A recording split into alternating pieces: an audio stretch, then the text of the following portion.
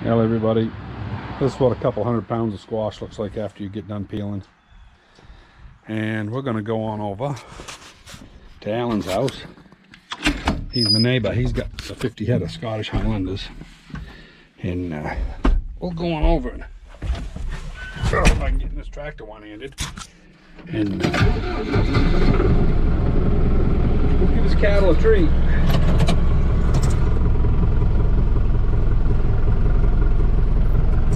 Slow gear here.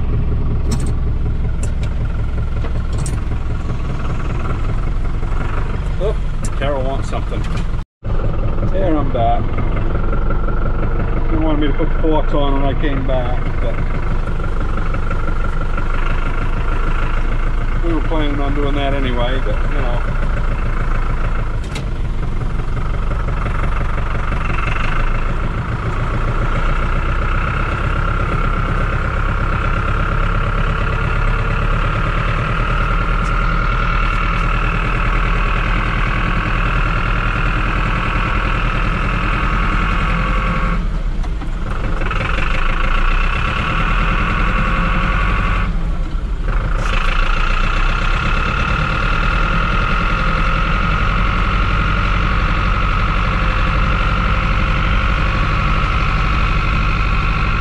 See how much these cows like these squash peelings. I think they get addicted to it.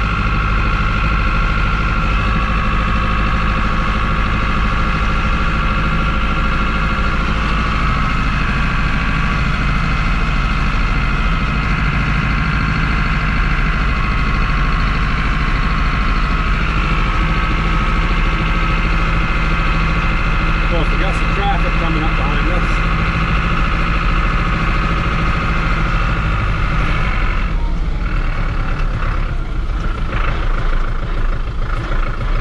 Anyway,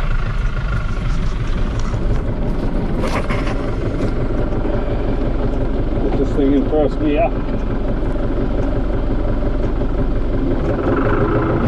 Yep. So I have to apologize here. I don't have nothing to hold that, so.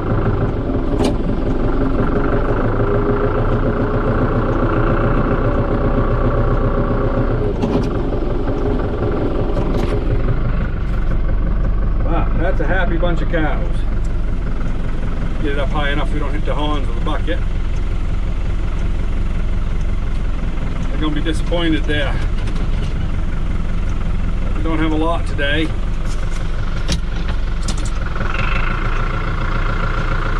It's amazing, them old Herefords, them polled Herefords, they don't have any horns, but they'll root right in there and get what they want.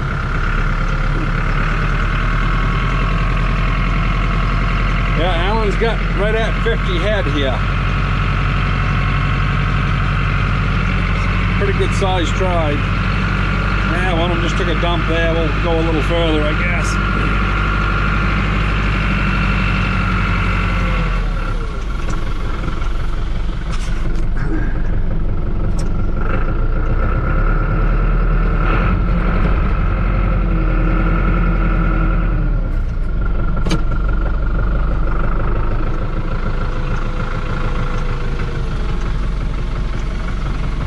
I don't know if that's a brown Swiss. I think it's a brown Swiss, that skinny one over there.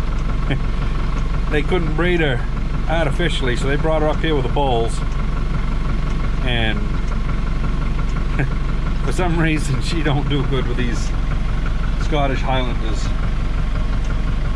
She's probably lost 50, 60 pounds, but she'll put it back on. I think I'm gonna take her back down, start putting the grain to her here in another week or two.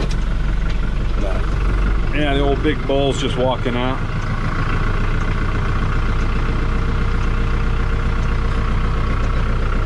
That's that bull right here, the brown one in the back. He's not too aggressive. He hasn't been here long enough to know what the treat of the squash is. He'd rather go over and get a mouthful of hay. He's gonna tip the hay bale over there. Look at that damn foal. He's having fun. He knows how to loosen her up, don't he?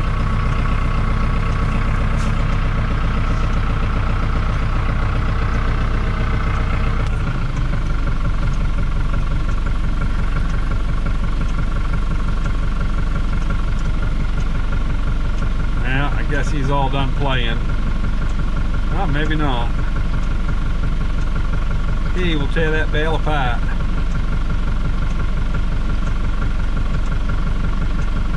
Because now he's got some netting on him, but Alan will have to pull that off later. He, kind of fun watching these animals. Boy, he knows how to get her apart.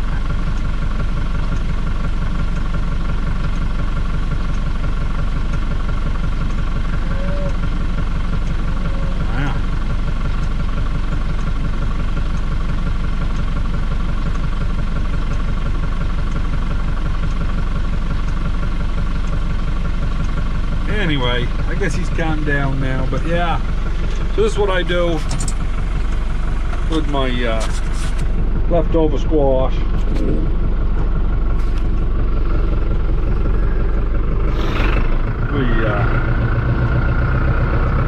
Alan, he's also a beekeeper. It's cold this morning though, nothing out flying.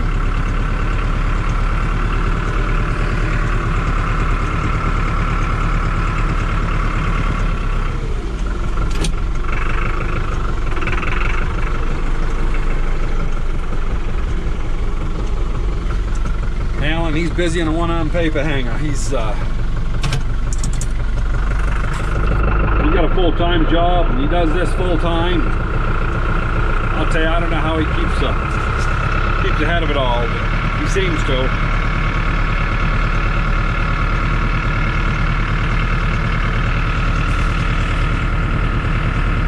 Yeah, so anyway, that's Alan's. They're mostly Scottish Highlanders. He's got a few Hereford in there, but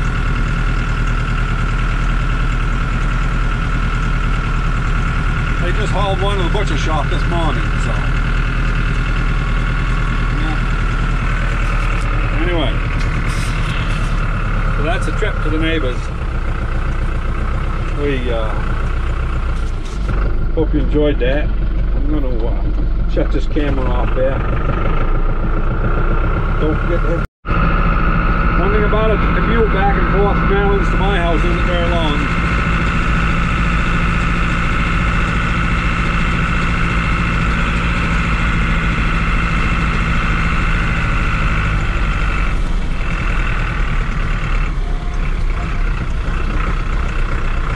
I'll turn the camera back on now. I got thinking I'm going to put these forks on. There might be some people out there watching that, you know, kind of wondering how you change over real quick. It's pretty simple. On these John Deeres, you just got to get out and pull a pin. Of course, you can spend big money and get hydraulic stuff that you don't have to leave the cab, but I can get in and out of the tractor a couple times a day. That's not a big deal. We'll go ahead and swap out a bin here.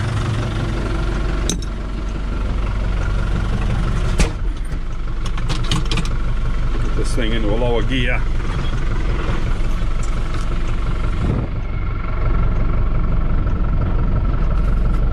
So this is kind of a pain in the butt thing to see, and I don't know if you can see it, but you just got to guide into them little hooks on the top of them forks. Easy. Get that a little low, I guess. That was still high.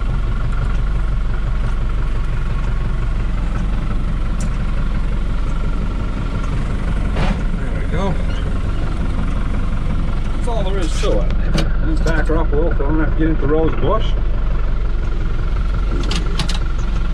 And we'll put the pins back in it.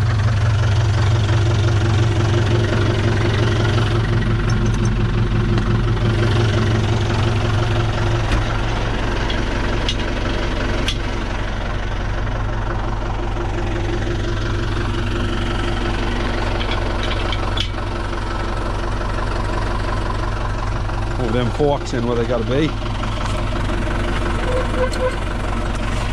Yeah.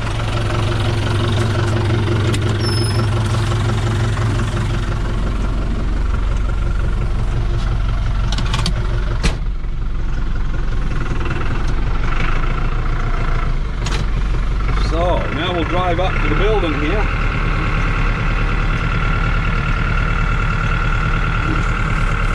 May not be a good video yet because I'm going to be swapping with my hands a lot.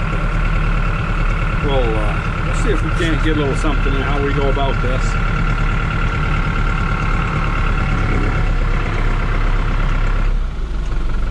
So, go right down into the lowest gear we got.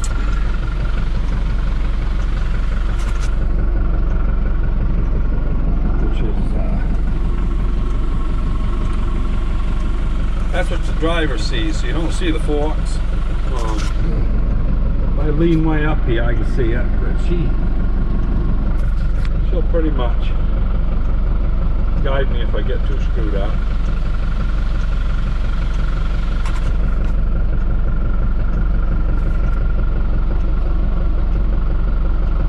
There's only about 2 inches on the left side between the door frame and the box. It's kind of tight, but works awful good. We bought this place and this door, it used to be on the inside instead of on the outside. And I changed it over to the outside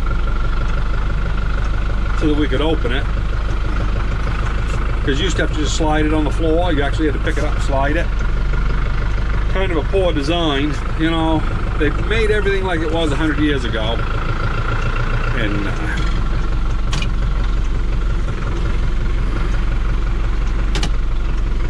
now we'll go over back to the back of the third greenhouse. I'll set this down. This will go down on the burn pile, that box. Or the bin, I guess I should call it. We've still got to go along the road here because I got that old backhoe sitting down back all tore apart on the road.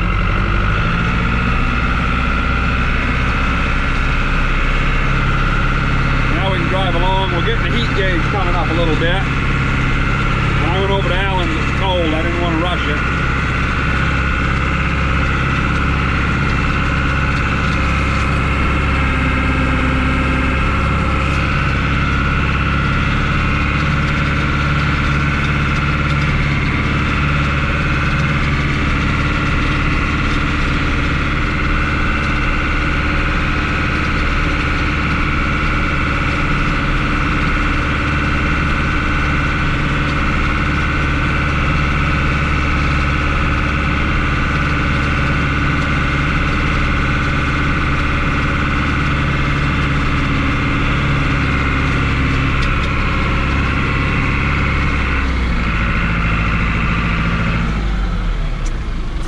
Way down back there's a burn pile, but I'm in no hurry to get it down there because I don't burn till there's snow on the ground.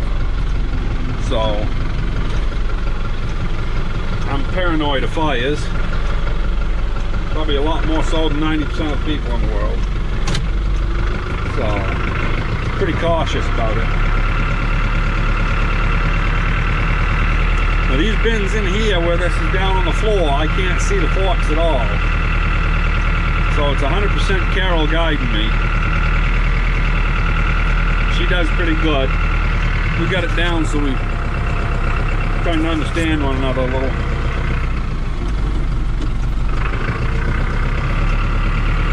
And this is tight with a tractor. We on the back, we got to back it up over the actual benches. Yeah, we don't have much room there, another 6 inches or so. And up front, we're not really there yet, so it's kind of a pain in the butt deal.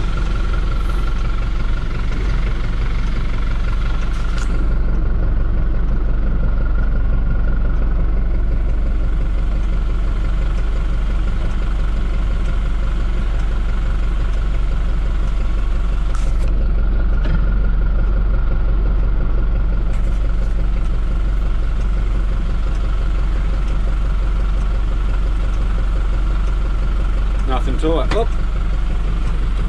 Up or down? What do I got to go? Just got to go up.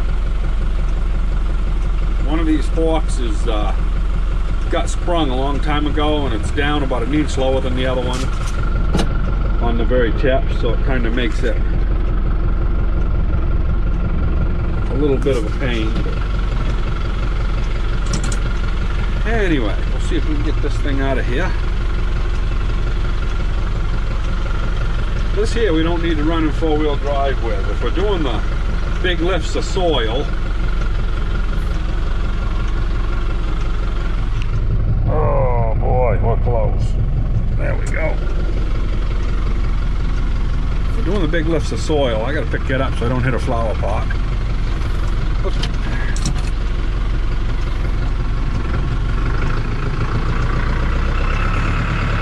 Beautiful.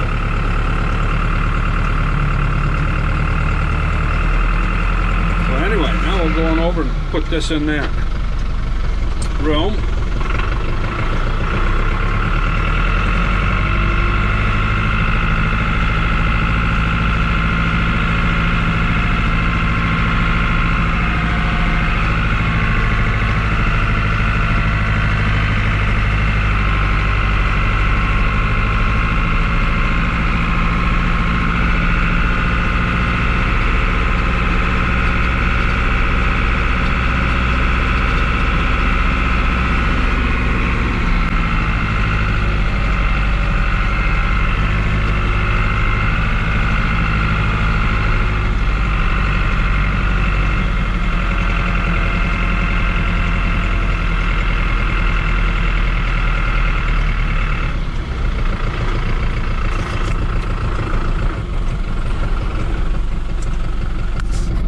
I'll get this thing in low gear again.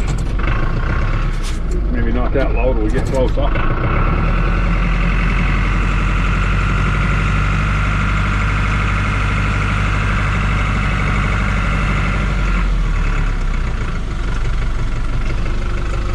Well, let's see. I gotta pick that up a little. Level it out a little bit. Sneak that right in there.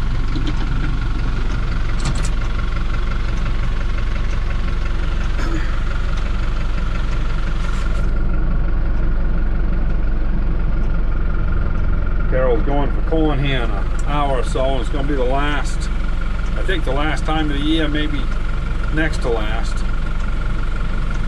She talked to Ray over at the Bell Farm. He was talking Sunday, probably be the last day if they pick, if everything, the way everything looks right now, but that could change too, you know. All depends how orders come in. There we go.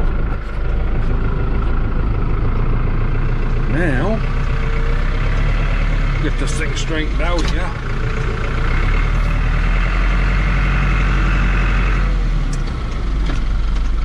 Get it into a higher gear too. Now we'll take the pins out and put the bucket back on. I'm not going to film that, you've already seen it once. So, anyway. That's what we do now. We cut peel butter nut. We was in a hurry this morning, so I didn't get the camera out when we was actually doing the peeling. It was 2 hours doing 130 bags. So it's not too bad. Oh, I've rambled long enough. We'll talk to you later. Hope you enjoyed. Don't forget to hit the like button and subscribe.